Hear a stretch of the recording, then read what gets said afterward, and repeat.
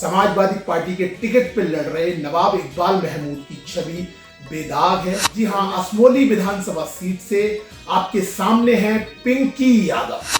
लेकिन मैं आपको बता दूं, इस बार समाजवादी पार्टी ने बिमलेश कुमारी पर भरोसा किया है और बिमलेश कुमारी को इस बार फिर से टिकट दिया है और अपना प्रत्याशी बना करके भेजा है। हमने लोगों से पूछा कि इस बार आप कैसा विधायक चुनना चाहते हैं, तो सबकी जुबान पे एक ही नाम था कि राम खिलाड़ी यादव जी को ही जिताएंगे।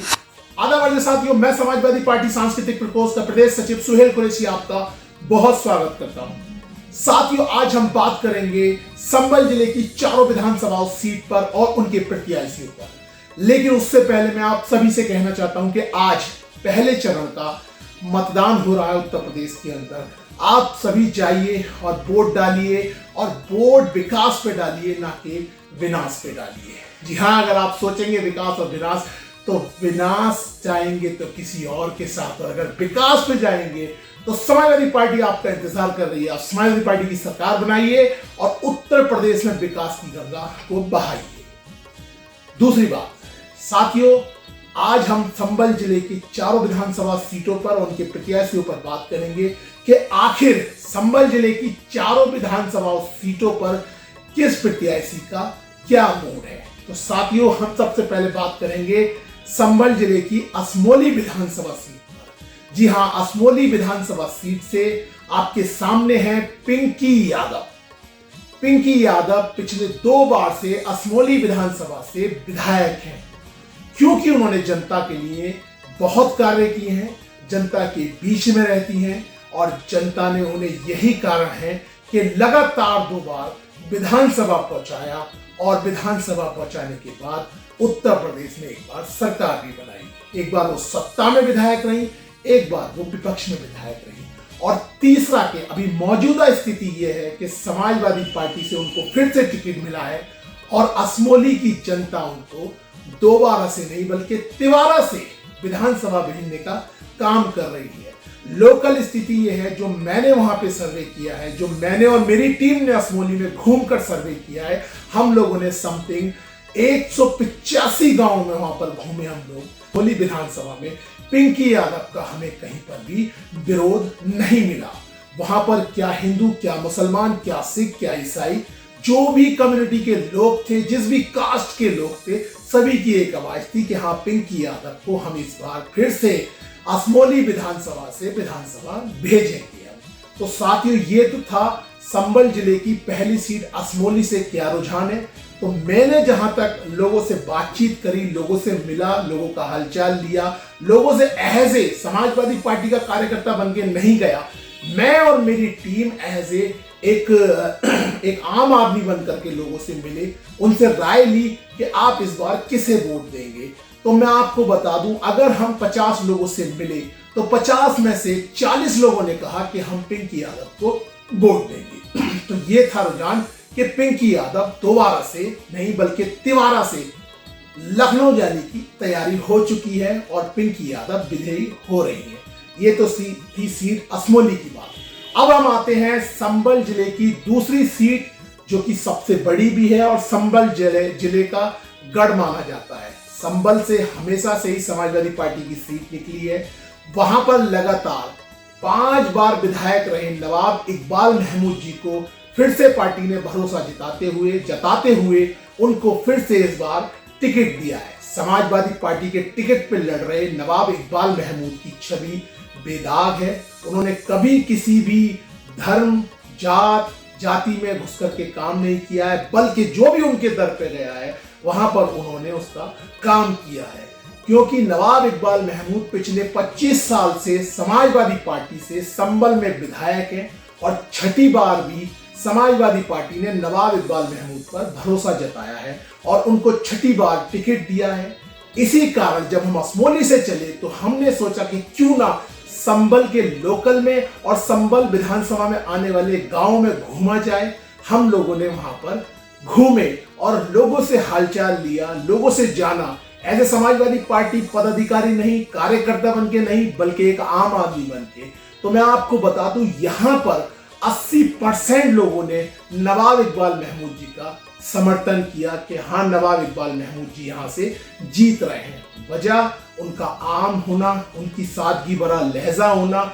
हर व्यक्ति से वो मिलते हैं अपनी कोठी पर, चाहे आम हो चाहे खास हो।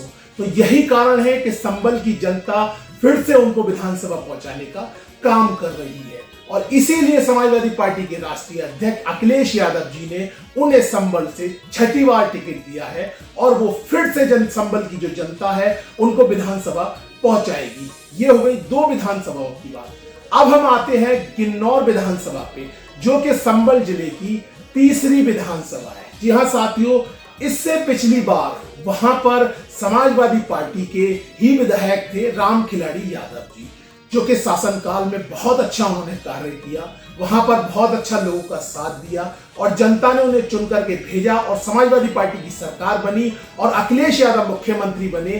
तब राम खिलाड़ी यादव जी वहां के एमएलए थे और उन्होंने काफी अच्छा विकास किया। लेकिन पिछली सरकार जब आई और वहां की जनता बहक गई और जब जनता वहां की बहकी तो राम खिलाड़ी यादव जी को वो चुनाव हार गए।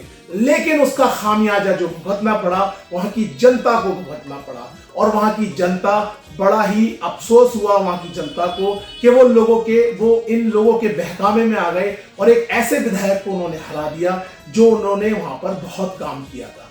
फिर हम संभल से चलते हुए पहुंचे किन्नौर विधानसभा में। हमने लोगों से बात की वहां पर कि आखिरकार आपने क्यों राम खिलाड़ी यादव जी को यहां से पिछली बार वोट नहीं दिया था। तो मैं आपको यकीन के साथ कहता हूं, आपको मेरी बात का आप यकीन करना कि वहां लोगों ने हमसे कहा कि यार हम लोग जो है बहक गए थे और हम लोगों ने समाजवादी पार्टी के कैंडिडेट राम खिलाड़ी यादव जी को वोट नहीं दिया था।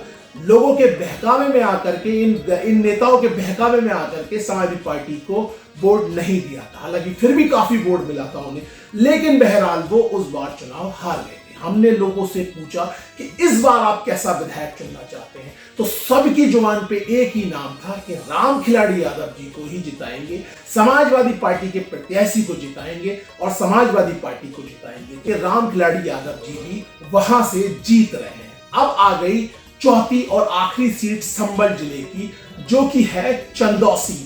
साथियों मैं आपको बता दूं, पिछली बार जो चंदौसी है, चंदौसी बीजेपी का गढ़ माना जाता है, लेकिन इससे पहले समाजवादी पार्टी ने बीजेपी का गढ़ छीना था, जिसमें गिरीश चंद को हराकर जो बीएसपी विधायक थे लक्ष्मी गौतम को समाजवादी पार्टी से जीत मिली थी। उसके बाद लोग यहां पर भी बहक गए और फिर से गुलाबो देवी ने यहां पर कब्जा कर लिया। लेकिन साथियों, पिछली बार जब बिमलेश कुमारी आई थी, कांग्रेस प्रत्याशी और समाजवादी पार्टी की गठबंधन जो प्रत्याशी आई थी, उसमें उन्हें बहुत बड़ा समर्थन मिला था। 60,000 समथिंग वोट मिले थे, लेकिन बावजूद उसके कि वो हार गई, क्योंकि यहां पर भी वही हुआ था कि लोग बहक गए थे। लेकिन मैं आपको बता दूं, इस बार समाजवादी पार्टी ने बिमलेश कुमारी पर भरोसा किया है और बिमलेश कुमारी को इस बार फिर से टिकट दिया है और अपना प्रत्याशी बना करके भेजा है। साथियों मैं आपको बता दूं कि मैं गांव-गांव घूमा, मैं फिर से आपसे कहना चाहूंगा कि मैं ऐसे ना पदाधिकारी लोगों से मिला, ना ही मैंने कोई फोटोग्राफी कराई और ना ही मैंने ये लाल टोपी का वहां इस्तेमाल किया, क्योंकि मैं जानना चाहता था रियलिटी क्या है गांवों के अंदर। मैं जानना चाहता था कि रियलिटी से अगर रूबरू होंगे तब हमारी बात सही मानी जाएगी। तो साथियों मैं और मेरी टीम निकल पड़ी गांव के दौरे पर और वहां पर हमने लोगों से यही सेम क्वेश्चन किया कि आखिर इस बार कौन, समाजवादी, बीजेपी, बीएसपी या कांग्रेस। तो आप यकीन मानना कि 75% लोगों ने हमसे कहा कि बिमलेश कुमारी इस बार इस विधानसभा से जीत रही है, समाजवादी पार्टी इस विधानसभा से जीत रही है। लेकिन फिर भी जो सारा गणित मैं आपको बता दूं कि हमारी जो संभल जिले की 4 सीटें हैं, उनमें से 3 सीटों पे हम एक तरफा जीत हासिल कर रहे हैं, जिसमें है असमोली, संभल और किन्नौर। चंदौसी में हमारी फाइट रहेगी, लेकिन हम आज बीजेपी पर भारी हैं। तो स्पेशली चंदौसी के सारे पदाधिकारियों से, सारे कार्यकर्ताओं से मैं कहना चाहूंगा कि थोड़ी मेहनत और करनी है। हमें ये 2 दिन का 3 दिन का हमारे पास समय बचा है। हम अपनी इस बार की चंदौसी सीट को वापस समाजवादी पार्टी के खाते में डालेंगे और संभल जिले से बीजेपी का सुपड़ा साफ करेंगे, क्योंकि 4 विधानसभाएं सीट हैं, 3 में हम एक तरफा जीत रहे हैं, 1 में थोड़ी सी हमारी टक्कर है बीजेपी से, वो भी चंदौसी विधानसभा पर। बहरहाल ये था मेरा सर्वे। अब देखते हैं कि जनता अपना असली सर्वे क्या देगी। मुझे पूरी उम्मीद है कि जनता अपना असली सर्वे जब देगी तो बीजेपी का सुपड़ा साफ संभल जिले से हो जाएगा। आप लोगों से यही गुजारिश करूंगा कि आज वोट पड़ रहे हैं, पहले मतदान के जिस क्षेत्र में भी पहले मतदान के वोट पड़ रहे हैं, जाएं और अपना कीमती वोट डालें और समाजवादी पार्टी को विजयी बनाएं। अब दीजिए मुझे इजाजत, फिर मिलूंगा। जय हिंद, जय समाजवाद।